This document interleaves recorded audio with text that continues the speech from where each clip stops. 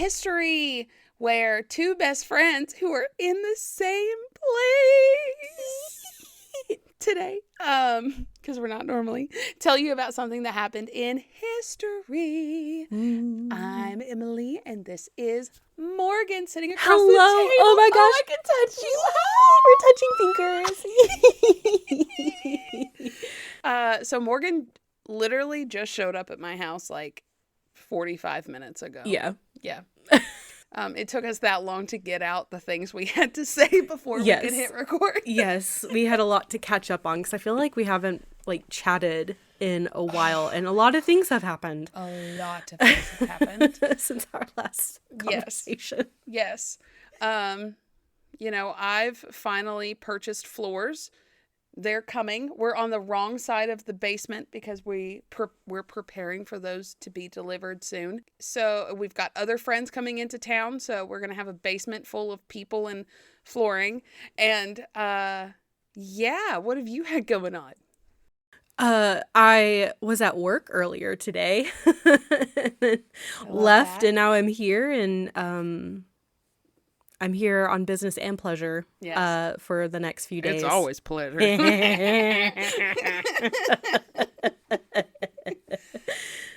But we have big plans Friday. Oh my gosh, I'm so excited. I've been not even thinking about it too hard because I get stoked, and then I get stressed because I'm I don't feel like I have anything ready for it. Mm-hmm. But I'm excited. I'm ready. I'm ready to go. And we have matching t-shirts this year, so we look official. Oh my gosh, I can't wait for the t-shirts. I'm so excited. And guys, when this recording comes out, you only have to wait one more day before we release it. So, send out some good vibes because we will probably be frantically editing as you listen to this. Because we still have not, at least I have not researched. No, I haven't researched a bit. Not a damn thing. So I might do that in some of my free time over the next couple days. Yes, absolutely. Just on my phone, just what is this place we're going to? It's a beep. And we're going to do I'm trying to censor myself live. Can you imagine if we did that in the podcast, as we spoke, you mother beep. God, that would be awful. I would never be able to do it. No, because I'd beep out the wrong part and then cuss. You'd be beep, fucker. That better. Okay, but enough about Friday and the spooky things we're getting into. Today is our first Halloween episode of the month. Spooky. I'm sure you heard the very spooky intro. So we're gonna have a month full of just weird, spooky, spoopy, kind of paranormal vibe history things. Yeah. So we should probably get into our first one. Let's do it. On a hot July day in 1518, a few citizens of Strasbourg, then part of the Holy Roman Empire, were walking down the street and chatting. Can you believe Marie and Gaston are no longer betrothed? Yes, I heard. Her father told my father that she wasn't going to marry someone that lowly. Lowly? He is one of the highest ranking people in the city. Indeed. And yet, I wonder if a certain Mr. Gaston needs a shoulder to cry on?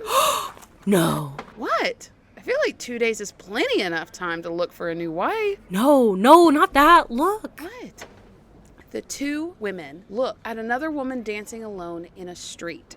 She wasn't showing any indication that she was enjoying the revelry or even conscious that she was dancing at all. Beside her, her husband was begging for her to stop. Frau, my love, please stop dancing. This is what happened to my grandpapa. You must stop, please, before it takes you as well. What is happening? The curse. What curse? St. Vitus's dance. I thought it was only a story my parents told me. Listen to me very carefully. Don't look at her. You might get sucked in. Her friend slowly starts wandering over to Frau and starts dancing in strange, jerky motions. No, not you two. I have to go get the clergy. Okay. Do you know what this is? This is the dancing plague. Yes, the dancing plague of 1518. Ooh. Also known as St. Vitus's dance. Oh, I didn't know that was its other name. Yes, and we'll get into why. This has, y'all, I've heard this on other podcasts. I typically do not like to cover things that I've already heard on other podcasts because I don't want to be influenced by someone else's podcast. Right. I like to do my own research. But in this case, I heard it on This Paranormal Life, and they do so much tomfoolery that I was like, I feel like I could add some more actual like history things in there. Love y'all. You're my favorite. But, I didn't feel like I was going to plagiarize it all. And I did not go back and listen to it beforehand. It's been a long time. So, so the dancing plague of 1518. I love this story. And what I didn't know is that this was not an isolated incident. Oh, okay. So this incident is the most fatal and best documented, and we'll get into why as well, of multiple instances of this happening, and it was kind of centralized starting in like the 1200s. Okay. So I mean, this had been going on for about 300 years up to this point. Okay. And many instances of these were recorded in what is now Germany, France, and then, other parts of the Holy Roman Empire. And at this point in the medieval times, these were interpreted as divine punishment or demonic possession. Depending, different instances had different theories as to why. Right. And often they remedied with religious solutions, masses, or even like direct intervention from priests. And we'll see what they did and like why they did what they did earlier or later. I can't wait to hear. Wow. So other notable outbreaks before we talk about the 1518 one is in 1237. Apparently there was a large group of children traveling from Erfurt to Arnstadt. I hope I said those wrong. It's about 20 kilometers or 12 miles. And apparently they jumped and danced the entire way. And it's so similar to the Pied Piper that came out very similarly in time that it's almost like, I think some theorize that was inspired. Yeah, like apocryphal in a way. Yeah. In 1278, about 200 people were dancing on a bridge over the river Meuse, and it resulted in the bridge collapsing. I think I've heard of that one. Yeah. That's crazy. Yeah. And in 1418 in Strasbourg, again, the same Strasbourg we're going to talk about, people fasted for days while they danced. And they're thinking that one was caused by exhaustion. So like the deaths were caused by exhaustion? I think so. And there is an author, John Waller, who wrote a very extensive book on this. We'll talk about him a little bit more later. I didn't get to read the full book, but I got the gist of it. And he says that the best documented cases were between 1374 and this 1518 one. So there were, I think, 10 to 20 in that range, which is a lot for mass dancing outbreaks. I know. Something that's so specific. So weird. Like, what is happening? So, on to 1518 in Strasbourg. It's July. It's hot as balls. It is Satan's nutsack out there. Yes. And to know what happened, we're going to blow past it a little bit. Okay. So a couple days after the incident wrapped up, a physician called Paraclesus visited Strasbourg. I'm sorry, not a couple days, 8 years. Oh. Not 8 days, 8 years after the plague. Sorry. And basically hyperfixated on it and tried to figure out exactly what happened. Mm-hmm. So 8 years in the grand scheme of things is really not that long. People are still going to remember what happened. And he comes up a lot, so I'm going to talk about him for just a second, just so we know the character that is, taking in this information. He published Der großen Wundertensgie. That sounds very German to me, and I'm so sorry. Also known as the Great Surgery Book in 1536. Okay. And he revolutionized chemistry in medicine. So he was the first to write a clinical description of syphilis in 1530. Sorry. Okay. And he attended universities in Basel, Vienna, Wittenberg, Cologne, and a couple others over a 5-year period, and said he was disappointed with all of them. And he wrote that he wondered how, quote, the high colleges managed to produce so many high asses.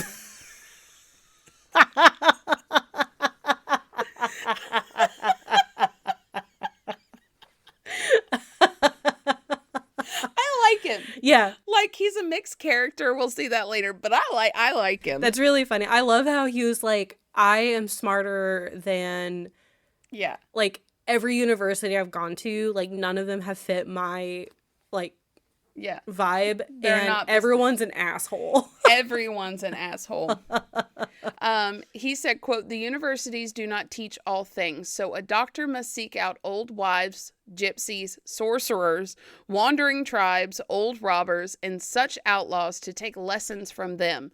A doctor must be a traveler. Knowledge is experience. He's well-rounded. The dude was just wandering around Europe for God knows how long. Be university educated, and I'm going to know homegrown remedies. I'm surprised he didn't go to like East Asia to learn like their medicine practices. You know what I mean? He's like, I'm going to go ask the damn sorcerers. Yeah. Give me your alchemy. Please. He was a famous alchemist as well. While he traveled, he was like, wow, rocks melt and do things. I love him. I have a picture of him. I see him. I'm trying to like interpret the facial expression in this painting. He's probably looking at one of those college-educated asses, and he looks like with his like 2 hats. Yes. He looks like he's wearing like a cap and then a fuzzy beret on top of it. And he looks like the stank face. Yes. You know what I mean? He's like, you just walked in here and shit on yourself. Yes. And I'm judging you for that. Yes. So we've talked about Galen before. Yeah. He was the first doctor to actually take Galen's work and be like, this ain't right. Because Galen did a lot with bloodletting, I'm pretty sure, I right? believe so, yeah. So he was one of the first ones that was like, how about we use a little bit of science in here? Mm-hmm. And really did pave the way. He did a lot. We'll see that he is a complicated creature, and we're not going to agree with some of the things he says later, okay. But it's the 1500s. Yes. So whatever. So what did he find 8 years after this incident? This is the story. This is why it's so well documented. So some sources say July 14th. It's the 1500s, y'all. Give or take. Somewhere in July. Yeah. Hot as balls again. A woman named Frau Trophia went outside and just started getting it. She just started dancing. There was no music. There was no health issues. She just began to dance. She was just, I don't know. Doing some twirls here and there. Twerking it. Yeah. Making all the clergy go. Yeah. What is it? The Why can't I think of it? It was really big when we were younger. The Dougie? Yeah, the Dougie. I just started like doing it with my leg. A little bit, the Dougie. Yes, the Dougie. Yeah. And so apparently her husband goes out and he's like, please, for the love of God, stop dancing. This is ridiculous. This is foolishness. She would not stop dancing. And so far, she is the only one dancing. Mm-hmm. And she dances and she dances. The sun goes down. She's still dancing. She hasn't eaten. She hasn't drank anything. She continues to dance. Now, one source said the next morning. Some source says 4 to 6 days go by. And she collapses. And sleeps. And the next morning, she's up dancing again. And that's when officials were like, that's enough. Yeah. That's enough. So they took her either on, roughly the 3rd day, roughly the 6th day, varying accounts. But by this point, obviously she drew a crowd. So they had people gawking from beggars to pilgrims, priests and nuns, and just random citizens and everybody from every walks of life. They were just like, holy shit. And like drinking and watching her dance. Just dinner and a show, I guess. It's like Hatfields and McCoys and Pigeon Forge. Yeah. Someone get her a chicken leg. So, around 4 to 6 days, they grabbed her, tossed her in a wagon, and sent her about 30 miles away to Severn or Severnay. There's an E at the end. Mm-hmm. I don't know which one it is. So, they took her to the shrine of Vitus. And Vitus was a saint. And at this point, everyone thought that Saint Vitus had cursed her, and it was a sign to not sin. Did they say why it was Saint Vitus in particular they believe cursed her? I'm going to do my best okay. to explain it. Okay. Unfortunately, by the time they decided that they needed to do something, others started to mimic her. Okay. And so within those first few days, there were about 30 choreomaniacs is the term that they called it. Not in the 1500s, right, but recently. And it was getting pretty serious. 30 people out there dancing, you can't stop them. Mm-hmm.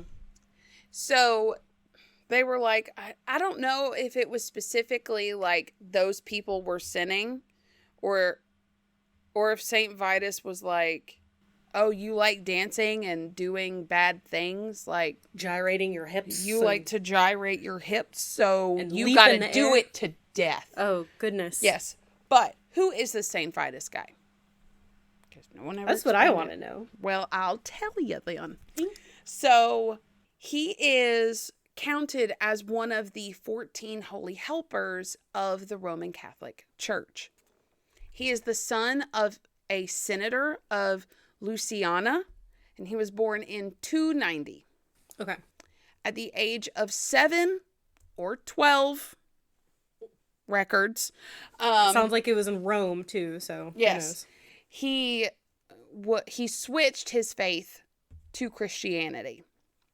And his father attempted, through various forms of torture, to switch him back. He refused. And nothing could make him turn away from the Catholic Church. So him, his tutor, and his tutor's wife, the wife was also his nanny, okay, fled. And he worked miracles over the next few years. He was then brought to Rome to drive out a demon that had taken possession of the son of Emperor Diocletian. Diocletian? I think it's Diocletian. Diocletian? Because I see like those Catholic churches, like Church of the Diocletian, I think. I don't know. Emperor Diocletian. Okay. So he worked the miracle. He cured the son. It was probably epilepsy. Okay. He remained steadfast in his Catholic faith, but the emperor wanted him to pray to the old gods. He refused, did not want to give up his faith, and the emperor then took him and the tutor and the tutor's wife and tortured them all, and then ended up taking him back to his hometown, and all three of them died within a few days. He was only 13 when he died. Damn. In 303. Shit, I thought, like, at this point he had, like, become... Oh, he was a child. He was a child working miracles, and he was a child when he died. Shit. Yeah, I was, like... I know you had said, like, 7 or 12, and in my brain, when you started explaining everything that he did, I just imagined, like, a 20 to 30-year-old man. Damn, okay. Damn, yeah, damn. It sucks real bad. This is where it gets kind of weird. It was reported that 3 days after Vitus's death, he appeared to a distinguished matron named Florentina.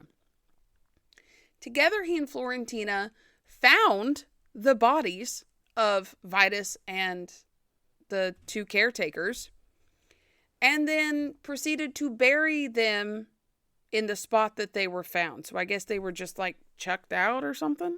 I know there's, like, especially with Christianity and, like, the Catholic Church, there's, like, rites and stuff that need to be followed. So his ghost was like, put us to rest. Find my body and bury me. Ooh. I'm imagining the SpongeBob thing where it's like, he was number 1. Jaegerman Jensen. Yeah. And it's like the little paper ghost. A ghost grocery list. A ghostly shopping list.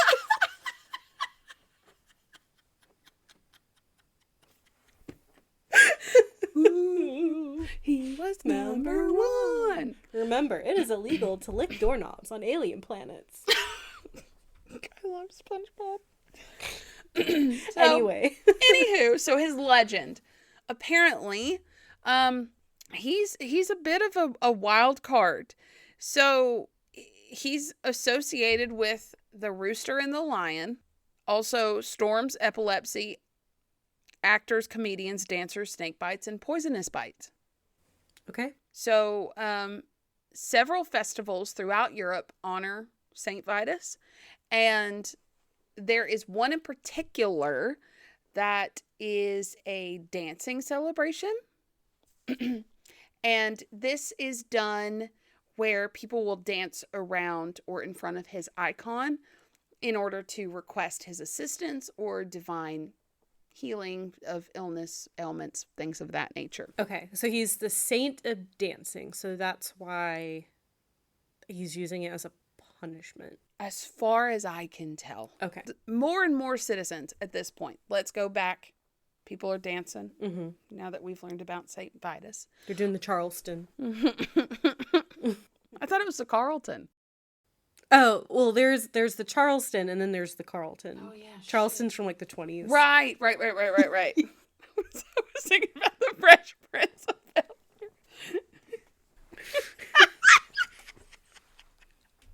No, we're not good dancers. No, we're, like, waving our arms at each other. We're like the wacky inflatable arm. Basically trying to do the Carlton, like, while seated with, like, armchairs and our microphones. Yeah, not smack the mic. Don't do that. So, obviously the council's getting quite desperate because they're like, what the fuck? Right. So the clergy is like, obviously, it's St. Vitus. So, like, take him to St. Vitus's whatchamadoodle, and it's fine. It worked on Frau, right? Okay. Because it did work on Frau. Okay, good. I'm glad it did. And this is a weird point in time, which is good, but also in some situations like this, bad. that they started listening to physicians, which is great. Except physicians in the 1500s didn't know their head from their asshole. And bonkers. They were doing their best. And that is no slight on them. It's just the science wasn't there. The research wasn't there. They couldn't. I mean, up till, we just spoke about it a few episodes ago, where up till the 1800s, they thought fever was caused by bad air and the brain, like your disposition or wandering uteruses, you know, like. Yeah. Everything but bacteria, because they didn't know it existed. Yeah. So it's not their fault. Yeah. But physicians were bad. Yeah. And the physician said that it's fine. It's natural. Their blood just got overheated. Oh, the humors. Their humors are bad. We have to let out all the bad blood. Literally, the humoral theory was my next line. Yep. I did this in a bonus episode. Yes. Not the dancing, but the humors and bloodletting. So the afflicted must therefore be bled. Yeah. But instead of, I guess, trying to hold down some dancing revelers, they decided that the best treatment was just to let them dance themselves out of it. Just let them have at it. So y'all, they built a stage. They set up a platform and in like the grain market in full view of everyone. And they hired musicians. They played drums, fiddles, pipes, horns, and healthy dancers were brought in for further encouragement.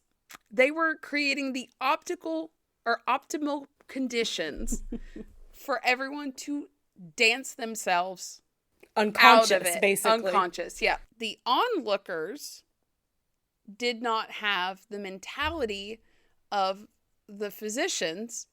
The onlookers were thinking, this is St. Vitus's dance. It's a curse. So more and more people just started joining because they got the affliction as well. Mm-hmm. And within a month, the plague had in its grasp about 400 citizens. Holy shit. And some accounts state, but cannot be verified. So either no one died or up to 15 people a day were dying. Oh, damn. But we got to think about it. It started in July. It's now August. It's hot as hell out there. People are not drinking. They're not eating. They're not resting. They're in the direct sunlight in the middle of a market. People were probably dying. I mean, overheating. And none of them have proper nutrition because it's the 1500s. Mm-hmm. They don't have drinking water. No. Unless you got some beer. Exactly. Hit up the beer episode. So there is a manuscript poem I'd like to read to you. Okay. Many hundreds in Strasbourg began to dance and hop, women and men, in the public market, in alleys and streets, day and night, and many of them ate nothing, until at last the sickness left them. The affliction was called St. Vitus's dance. And that was written and posted in the 17th century, so about 100 years after the incident. Mm-hmm. And another article from the 1600s said, in the year 1518, there occurred among men a remarkable and terrible disease called St. Vitus's dance, in which men, in their madness, began to dance day and night until finally they fell down unconscious and succumbed to death. Wow. Literally dancing themselves to death. So the council was like, just kidding, that was a bad idea. Yeah. Now you can't do it in public. So I guess, how do you move these people? How did you get them on the stage before? How do you get them off the stage? Were you just manhandling them? They were flopping around? Like, what is happening? I had to do that with a kid earlier this week. He was eloping. And I had to, thankfully he was small, but I mean, like when a kid is dead weight, they're heavy as hell. And Oh I was my like God. holding him under his armpits, like, hey, you can't just run around the school building. And he was like, no! Ah! Oh my God. What is it about kids? I don't know if it's just like their bodies are very square, but when they put their arms up, it is like trying to hold a wet damn noodle. Yeah. They just slip right through. Yeah. How? I'm holding you so tight. How are you going down? I know. It's like, why? I wasn't gripping him hard, but I definitely had like his armpits. I was like, you're not getting away from me. And a couple points, I had to like literally like hold him in the air as he was like lifting up his legs, trying to kick, he was like trying to grab my clothes. Yeah. And I was like, you're not running away from me. Oh my God. So I can't imagine like a full grown adult. Yeah, and they're wobbling, and they're not even conscious about anything. Right, they can't stop. So maybe they did it like sheep, and they just kind of like pushed them. Get out of here. So now they're like, get out of here, get out of sight. And they went as far as to say they were prohibiting dancing. And music in the city until September. Because that will stop the plague. Because that'll stop the plague. It's not allowed, so you can't do it anymore. Can't do it. And one of the chancellors in Strasbourg said there was an exception. So let me read you. If honorable persons wish to dance at weddings or celebrations of First Mass in their houses, they may do so using stringed instruments, but they are on their conscience not to use tambourines or drums. Those are way too way too wild. Way too wild. They thought the string instruments were, like, fine. But, like, the dancing happens whether they're instruments or not. Frau had nothing. She just had whatever was going on in that brain she was just vibing with. She was basically having one of those, like, silent raves. Yeah. We didn't need the music. Right. We didn't need it. So, in addition to saying that dancing's now legal, and this is Footloose. I was literally about to say Footloose. Footloose. Kick off your Sunday shoes. Oh my God, they were at Mass, out there kicking their car and like dancing around. It's like, no, I'm going to the honky tonk, Dad.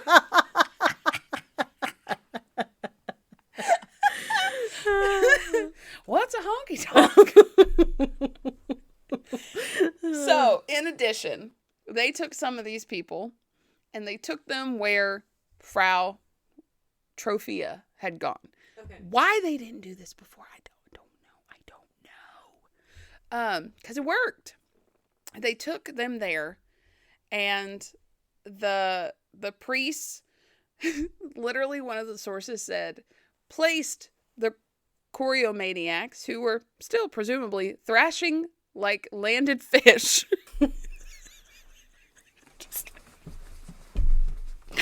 Jeez. Underneath the wooden carving of Saint Vitus, and then they would put small crosses in their hands and red shoes on their feet. Why red? Don't know. Google it if you have. I don't know why red. Oh. Well, not explaining the red shoes, but there's a fairy tale called The Red Shoes of a woman. I think it's where she has the red shoes and she can't stop dancing. Yes, and eventually she has someone cut off her feet. I think so, yeah. Because she's, like, dancing towards a cliff or something like that. That sounds horrible. Yeah. But it's a fairy tale. It's not, like, a true story. Right. But it sounds like it was influenced by this. It must be. Yeah. So, on the soles and tops of their shoes, they sprinkled holy water and painted crosses in oil. And then they had incense and lots of Latin, so it was the very full church experience. Oh, it was a full vibe. It worked. So now you're like, wait, was it a curse? Like, it worked. Obviously, dancing your blood out didn't work. So, right. So then eventually the word got back to Strasbourg, and more people were being sent. So by a week's time, more and more people were coming in, And they trickled in, and by late August, early September, because again, there's no definite date, by around there, the last of them had stopped dancing. Okay. So, again, the final toll is unknown of the deaths. Yeah. I'm convinced there at least were some. Yeah. But we don't know. I mean, if it's 15 a day, that's hundreds of people. Right. So, it's really interesting that kind of after this, in the 17th century, there are accounts of people doing things to prevent this from happening. So, apparently, there was a professor of medicine, Gregor Horst, who said, quote, "Several women who annually visit the chapel of St. Vitus in Dreffelhausen dance madly all day and all night until they collapse in ecstasy. In this way, they come to themselves again and feel little or nothing until the next May, when they are again forced around St. Vitus's day to betake themselves to that place. One of these women is said to have danced every year for the past 20 years, another for a full 32. So it seems like they're being drawn to every year, drawn to St. Vitus's statue. They dance, and then they're like healthy for the year. Mm-hmm. But it's not like a normal, I don't know. It's not like a average thing for people to do. Right. It's just like some people are doing this. And the way it was said, it was like they have to go. Yeah. Like it's not like they're it's compulsory. Yes. Like I'm drawn to it. Yeah. So, I mean, hey, if it's working, you're not feeling nothing. Got to do what you can to survive in the 1500s, yeah. Right? So, it's over. What the hell caused it? Let's look into some theories. Okay, I've been coming up with some of my own. Okay. I kind of want to hear your theories real quick. I have a couple. Okay. One, mass hysteria. Okay. Like that's... Yes. Like, you hear about it, like when you talk about the Salem witch trials, these... Yes. Mass things. I know also when people talk about the Salem witch trials, they talk about ergot, which they didn't have corn in Europe at this time, I'm pretty sure, because it was a little bit before. Ergot is mentioned. Okay. You're not far off from that. Okay. Yeah. Or like some kind of other. Yeah. I mean, it could be anything from parasites in the water, or. Yeah. I think there's a ton of like biological factors plus like the mass hysteria piece. Right. So a lot of modern historians for a long time thought it was ergot, but and if y'all don't know, ergot is a fungus that grows on like grains, like corn and wheat. Yes. And they did have wheat, so it was a thing. And it can cause like hallucinations. Yes. It is a condition also known as St. Anthony's fire. Mm-hmm. Lots of saints being named for weird things. This has kind of been debunked in this situation, only because it can cause convulsions and hallucinations, but it also restricts blood flow to the extremities, and somebody would not be able to dance for days at a time, being poisoned by ergot. Okay, that makes sense.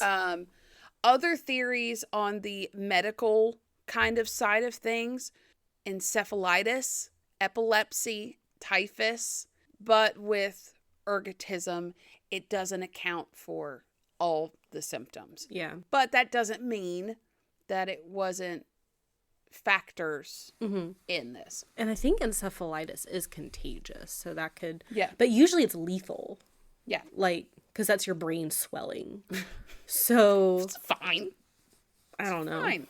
I mean, maybe. Yeah. Maybe it's like a few hundred years ago, it's more mild. We'll kind of see another example of how maybe one of these things could affect the others around, even if it's not contagious. Yeah. How it can, quote unquote, be contagious. Yeah. So we'll see that in a bit. Now, Paracelsus, he had his own theories. Okay. What were his theories? the man's got opinions. So he suggested, he had a couple theories, that the person's laughing veins could provoke a tickling feeling that rose from their limbs to their head, clouding judgment and provoking extreme motion until the frenzied blood was calmed. Laughter comes from the blood, from the veins. Everything is the blood. You can't, I was about to say, you can't laugh if you don't have blood, but that's also true. You can't do anything if you don't have blood. I've been awake for a very long time. I woke up at 5 o'clock your time. Oh, no. You have been And I went to bed at midnight my time last night. For your time. Why'd you do that? Oh, no. I woke up at 5. What time did you wake up I woke morning? up at 6. So you woke up at 7 my time. You're right. It still wasn't enough. Oh, no. I only got 6 hours of sleep last night, which clearly was not enough. No. And then I've had a little bit of wine, and I had a full day of work, and I drove for 3 hours. In traffic. And I had so many accidents today. Well, we're going to finish this up. And yes. You're going to bed. I am. You're going to bed so hard. So another one of Pericles' theories is that Frau Trophia, her dancing was just a ploy to embarrass her husband. Quote, in order to make a deception as perfect as possible and really give the impression of illness, she hopped and sang, which was almost distasteful to her husband. And upon seeing the trick, other women began to dance to annoy their husbands too, powered on by, quote, free, lewd, and impertinent thoughts. And this type of dancing mania, he classified it as chorea lasciva, and it's caused by voluptuous desires, quote, without fear or respect, which sits alongside chorea imaginativa, which is caused by the imagination, obviously, from, quote, rage and swearing, and chorea naturalis, which is a milder form, but that's caused by corporeal causes. And they're the 3 main forms of this condition. So they were horny and pissed off. So they danced and they wanted to embarrass their husbands. So they danced for 4 to 6 days without eating or sleeping. Yes. See, he's a bit, he's kind of a misogynistic prick. Mm-hmm. He's got a lot, it's complicated. But I will say, I do think most people were at the time. Yeah, that's like, I can't really fault the guy because that was just the 1500s. Yeah. I mean, like it. We still have people today that don't even know, like, female anatomy. And, like, the female anatomy is just now, like, being researched. You know what I mean? Like... Yeah. I knew a guy once that thought that both the man and the woman had to orgasm for her to get pregnant. And I had to look that person in the eye and be like, that's not how bodies work. No, that is not biology. No. I mean, good for you for having that attitude, but no, that's just not factually correct. So, John Waller, who I mentioned earlier, who wrote the book is called A Time to Dance, A Time to Die, written in 2009. Okay. It also has theories, and it seems to be the most well-grounded and rounded, which is mass hysteria. There is precedent. So every European dancing plague between 1374 and 1518 occurred near Strasbourg along the western edge of the Holy Roman Empire. And that year they had a very bad string of harvests, and there was political instability, and syphilis showed up. So And that's not going to help anything. They were real fucking stressed, guys. Mm-hmm. And this manifested in their, in the 1500s, you only had so many things to like de-stress. You were living fight or flight survival mode all the time. Yeah. And this just kind of manifested in hysterical dancing sometimes.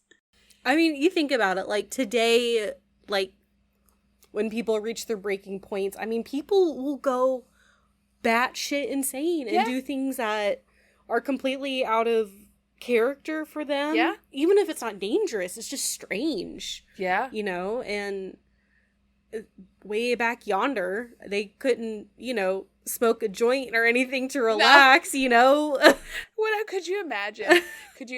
Okay, everyone's dancing. It's on the stage. And it's like, well, I know how to do it. Hotbox them real quick. just pass them. Like, we'll just do a quick little smoking circle real quick. Really, everyone dance towards me. Take a puff. You got a bong and you're just like, just suck on it. I'll make sure it stays going. Just suck on it. They're like peasant chorus. Oh, I feel better now. That's good. Anybody got a loaf of bread gets ergot. Dies anyway. No, we tried.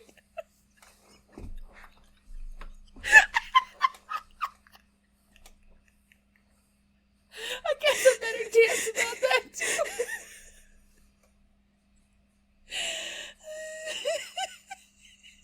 I've killed Morgan. I've killed her. I'm just imagining a peasant being like, oh, I got the munchies now, and just like eating a loaf of bread and then dying from ergot, and we're like, oh no. Can't wait. It's like, man, at least my feet don't hurt anymore. Your feet can't hurt if you don't have blood.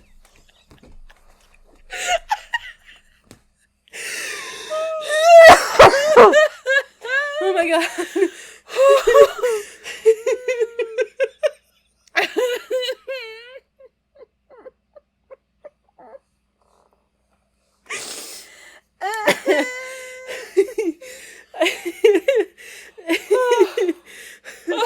Y'all know that form of laughing where you're laughing so hard and you can't laugh anymore, and then you just start like angrily like flailing your limbs.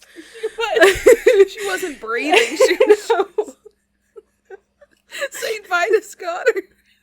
Just doing everything I can to not knock my microphone or the wine glass. Just like doing a lot of outside movements, not inside movements. YMCA. No, it'll get you.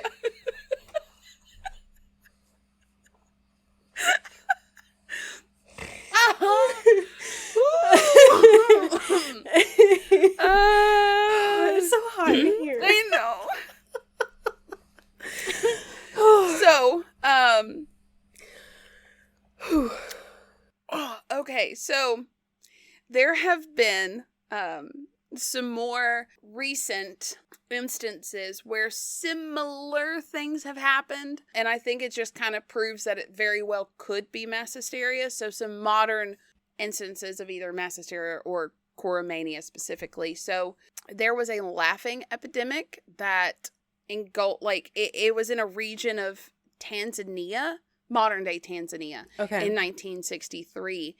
And apparently a couple of girls at a local mission school just got the giggles one day, normal, and then their friends started giggling, and then 2/3 of the students were laughing and crying uncontrollably, and the whole school had to be shut down. And then when they went home, their families started laughing. I mean, it's contagious. Laughing is contagious.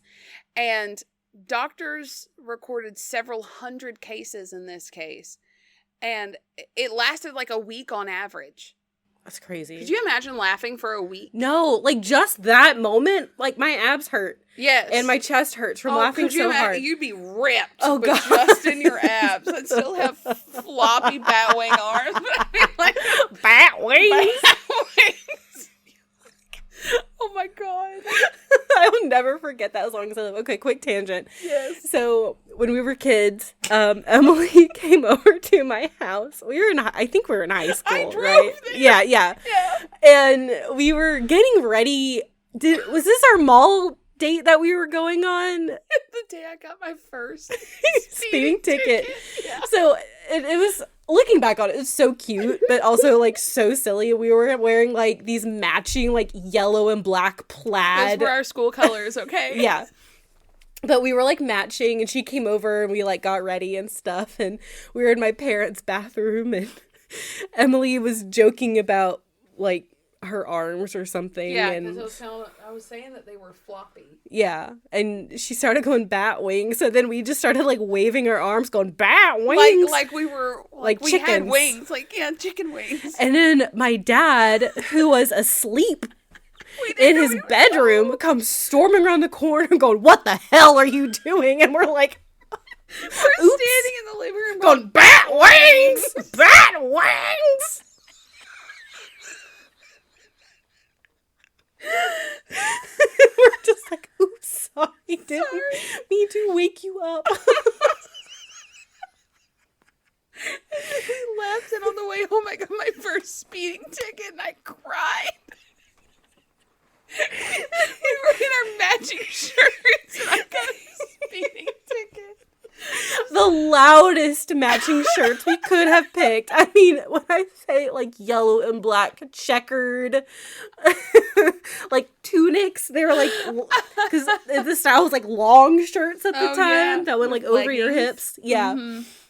We had like gone to lunch. Oh, we had a day. It was a great day. It was a great day. We were just entering like early adulthood where we could like go to the mall by ourselves. Yeah, we went to the Cleveland Mall.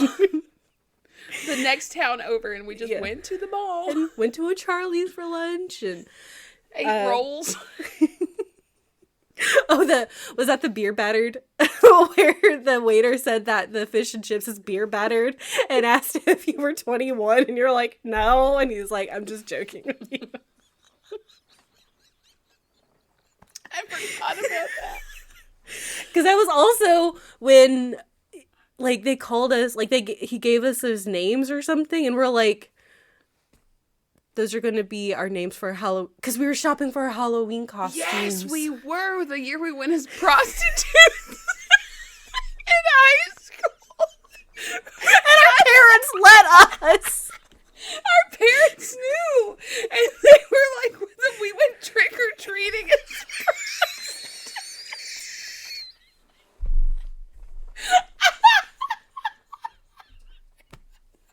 What a day!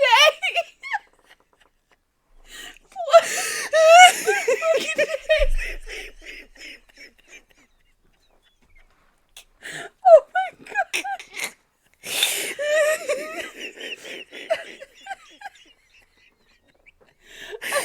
Oh my God, I'm crying so much. I'm so sorry to get us so off topic. No.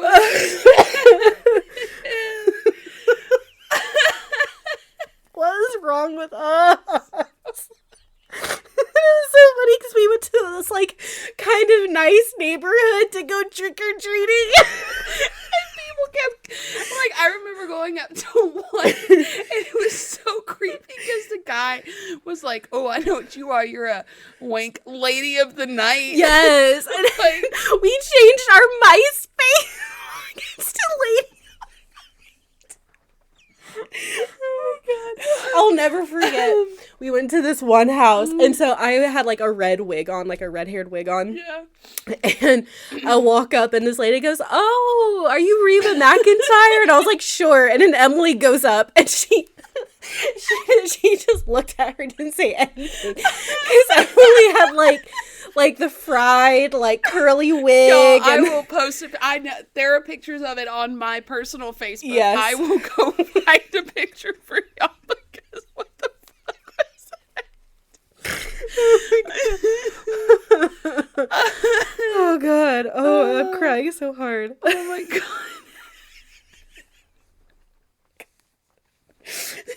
What's wrong with us? I don't know. It's so hot in here. I know we can't turn on the air, but I'm dying. Okay. Anyway. So I have one more we're talking thing. about laughing hysteria. Okay. Yes. Another instance of modern mass hysteria in this instance was actually in 2011. Oh, really? Yeah, so it's kind of choreomania, but it's more on the like twitching vibe, less dancing, more on the twitching vibe. But in Leroy, New York, a total of 20 patients, almost all of them girls, at the Leroy Junior and Senior High School, they started having like involuntary movements in October of 2011. The first case was logged in October, and then the number grew to like 12, 14, and 20 within 4 months. Wow. And doctors made a very quick and very controversial diagnosis, even though there is some backing. They called it psychological stress caused the patients to suffer physical symptoms and mass psychogenic illness. Mm-hmm.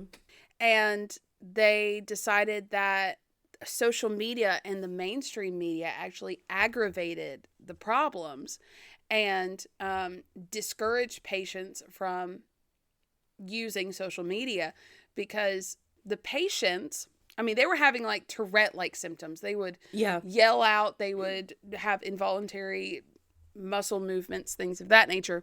They said, quote, "We noticed that the kids who were not on social media were getting better, and the kids who were on social media still stayed very symptomatic." Mm-hmm. There was a patient, and I told you this was going to come back. The patient that was confirmed to have Tourette syndrome said that could have set the tone for the jerking movement. So the others were just not consciously, but mimicking that one person who did have Tourette syndrome.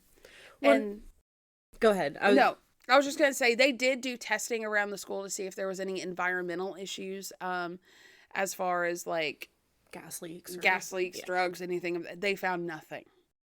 So in my field, a couple years ago, we had, at a conference, we had people from who are neuropsychologists came to speak to us about Tourette's disorder, because it's a very misunderstood disorder. Yeah.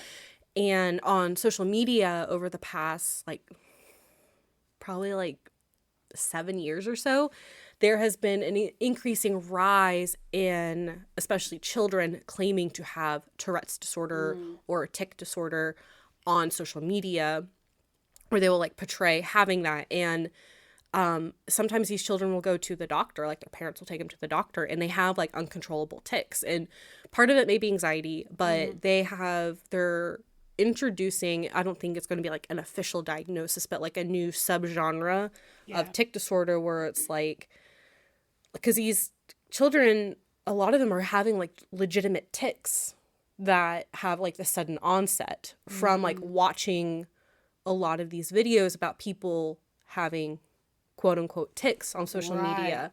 So it's a social media generated tic disorder. That's been because I had a question about that, because in my field I work a lot with children, and children who, I'm going to sound a little callous about this, but there are children who want attention and they want to be different, and they will say that they have things. Well, I mean, just as an example, I thought I was really cool with my cast when I was I was like, hell yeah, I get a cast, so I can understand. I mean, as a kid, you don't get a reference. You don't get the mentality. And it doesn't mean they're bad kids. No, of course not. But, I mean, kids want to be different. They want to stand out. They want to be unique. And so, there's been an increasing number of children who are claiming they have pretty serious mental and they don't. Psychological disorders, and they don't, but they want to appear that way to get attention and to get that positive feedback. And also, this is kind of a crackhead theory, but it's based on my understanding of psychology, we have in our brain something called mirror neurons. And because we are a very social species, and our mirror neurons have us imitate other people that we're around with. And like, you'll even see that when you start spending time with people, you will start like copying their quirks. You'll start copying their patterns of speech. You'll start laughing like them. You get me close to my cousins and my voice is extra banjo. Yeah. Like it just, certain people, it does that. And it's not conscious. I'll start laughing like other people. Like, I don't even know what my own laugh sounds like because I laugh like the people I'm around. And it's not a conscious thing. It is just a way for our brain to connect socially with other people because we are such a social species. Like, that's how we have evolved to be the way that we are today. And I wonder, like, how involved those mirror neurons are with, like, this kind of mass hysteria where, like, you see someone engaging in something and in your brain it's just like, do that. Well, right now. And I feel like in at least the 1500s setting, the mentality of social norms was very different, where now there is, not everywhere and not in every instance, but there's a celebration of being different and being out there and being your own person. Women could be outspoken. Women could do it. This might have been her only, like, let's just say she did do it out of, and then it just started something. It could have been her only way of being defiant. Right. I don't think she chose to do that on her own. She might have been so stressed that might just be her brain's only way of being like a breakdown. Yeah, of sorts. like an absolute breakdown. And she can't, run to the barbershop, cut her hair off or dye her hair, give her bangs or, There's no drugs for her to do. No, or there's anything nothing like that. It's just it was the only, her body, her brain's only outlet of being like, I am so stressed. I'm doing, this is what I'm doing now. Yeah. I'm not even conscious of it. Right. Disconnecting from reality. Yeah. I mean, sometimes when I get very overwhelmed, I might not be the nicest to the kids. I always, go back and apologize, but I'm like, who was that came out of my mouth? Like, that was not normal. So I can see how, like, when you're in fight or flight, it's stressful. Yeah. And when you get to a certain level, like, you're not in control anymore. And it can be scary. Like, I've had those moments before where I've behaved in ways that is so out of the norm for me. I'm like, I can't believe, like, I was that person. Well, and you get, even just, let's just say driving, you get stressed, you get zoned out, whatever. You feel like you teleported. Your brain just is like, autopilot. We're done. We're shut down. You can get to a level of stress where you black out and you're like, what was that? I've been at that level before. It is not fun. No. that was like extreme stress and anxiety, but I have like blacked out, and like, I won't repeat because it's not for other people. Right. But I know what you're talking about. But that's not fun. It's horrible. Horrifying. It's horrifying. And I know from personal experience, like, when your brain gets to a certain limit, like, you are no longer in control. Oh. So. But are you sure it wasn't St. Vitus? I mean, it might have been. I don't know. I don't know. I just learned about him today. I'm going to blame a lot of things on St. Vitus. I will say, I did not go to his shrine, and I got better. So. I got better with psychiatric medicine. That helped a little bit. That could have helped a lot of people in the 1500s. Yeah. Instead, they just lost all their blood. Yeah. Gosh, man, therapy could have gone so far. But no, they had to get all the humors out. Tell you about their feelings? That's the devil's work right there. Emotions, pshaw. Yeah. Ew. Keep those in. Conceal, don't feel, don't let it show. Keep it in, let the blood out. You can't feel if you have no blood. I think that was one of the stupidest things I've said. But I love it. Wait. So is that why, like, if the laughing blood? The laughing veins. The laughing veins. Is that why, like, it's humorous? Because the humors, and then I'm connecting things. Yeah. So our laughing comes from our blood. And our bone, and our funny bone. Yeah. It's never funny to hit. No. It's funny maybe for other people. Yeah. Have you ever hit your funny bone? Oh, yeah. And like your hand seizes up? Oh, yeah. It's like goes completely numb. Well, and I you can't just use go that anymore. T-Rex mode. Just draws up.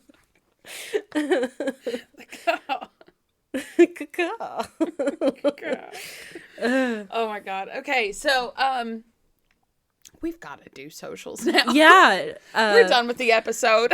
But I think we did have some like interesting like discussion and like theories and stuff. I think the mass hysteria from the overall stress these people were in is a solid theory. Yeah. More evidence-based than a curse, for sure. Yes. As disappointed as I am that our first Halloween episode was not, in fact, a curse. I understand. We are a history podcast first. Yes. And I appreciate you sticking to the history, but it's fun to also speculate. Yes. It's they just all had ghosts in their blood and demons. Yes. That was it. It was the ghost blood. Okay, so if you like this, you can find us on Facebook, Ill-Equipped History Podcast Group and Page, TikTok at Ill-Equipped History, Gmail, ill-equippedhistory@gmail.com, Instagram at Ill-Equipped History, and Patreon. Patreon.com/ill-equippedhistory. And don't forget, if you sign up for Patreon this month, you will get our exclusive sticker. Yay. And you'll get the other ones too, but like you can only get the Halloween sticker this month. Yes. That's our little thank you for supporting us, and we give away the Halloween episode for free to everyone every year. Yeah. So, and that will be airing tomorrow. So if you want the sticker to go with it, which is a really cool sticker, by the way, sign up for the Patreon. Yes, please do. And you'll get access to our monthly bonus episodes for $5 a month. And for $1 a month, you get a shout out and stickers. A sticker. Yeah. So you can just sign up for the $1 a month, but you won't get the bonus episodes. The bonus episodes are where it's at. Yes, the bonus episodes are wacky. And you can hear about, we had one, oh gosh, I don't remember how long ago it was, but we did an episode about like outdated medical practices. It was, I believe, back in November, because our Christmas presents were based on... That's true. Yeah, so it was either... I have mine with... October of November of last year. No way. That long ago? That's why I was like, I can't even think of how long ago it was. But yeah, you're right. Almost a year ago. Wow. Well, guys, we've got a backlog of these bonus episodes. The Princess Diana one, I know we released it. That was a really good one. And there were a ton of really good ones on there. Yes. And the more supporters we have, the more things we can do. Yes. Because money is a thing. And it sucks. We'd love to be able to just live for free. But this does cost money to do. So. It does. And hopefully after... this month we can start getting some things together for merch finally after years of talking about it, like t-shirts for sale. Let's do it. Oh, I want to. Yay. So if you feel the sudden urge to do the floss, pray to St. Vitus first. Yeah, that's what I'm going with. Yeah. And if you're going to dance, do it in your own fucking house. Yes. Don't bring that shit outside. No, don't dance in the street. Dancing in the street. Don't do that. Don't do that, because it's contagious. And the last thing this world needs is a freaking dancing epidemic. In 2025? Maybe that is what the world needs, Emily. Maybe we all just need to dance our troubles away, unite as a people. All get on the same page. Okay. Taking it back to SpongeBob. Get the hat with the drink holders. Orban, Egerman, Jensen. Yeah. So you'll stay hydrated. Yes. While you're in the middle of trying to get your hot blood out. Yes. For sure. Hot blood. Gross. Isn't blood already hot? It is. It's like, because you are 98.6 degrees Fahrenheit. That seems too hot. It just I don't know why. This is super random, but I remember this old video from Ryan Higa, who used to watch his kids, and there's a really stupid video where he was like, if you concentrate all of you are almost 100 degrees Fahrenheit, and if you concentrate all of your body temperature in one spot, you can shoot fire out of your hands. And like a really stupid video. Why did we watch him? What is he doing now? I don't know. I think he still has a YouTube channel. I don't watch it. I think I kind of grew out of him, but I thought he was really cute and funny, and that's why I watched it. Wasn't he in a movie or something? Yeah, there was like this dumb movie that he and his friend made. Oh yeah, we watched it. Me and Corey drove all the way to Knoxville to buy the singular copy at a Best Buy.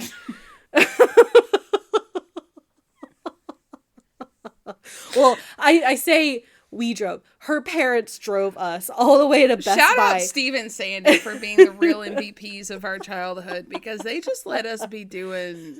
Why were we doing the things we were doing?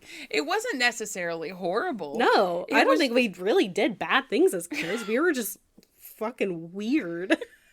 We made a movie. Not even in a way y'all were thinking that sentence went. Like, it was nerd shit. Someone's got a copy of that somewhere. Corey does somewhere. Oh God, I'm scared. She has the evidence of all of our sins. Oh no, if you watch it, you'll start dancing. I think about that sometimes. Our hats. Remember I cut the shit out of my foot while we were doing that because I was walking barefoot in the woods like a dumbass. You're like, I'm too cool for shoes. I go barefoot everywhere. Me, I can't even go barefoot in my own home anymore. I need arch support. Anyway, now we're just chatting, so I think right? we should let these people go home. So a spooky K-bye. K-bye.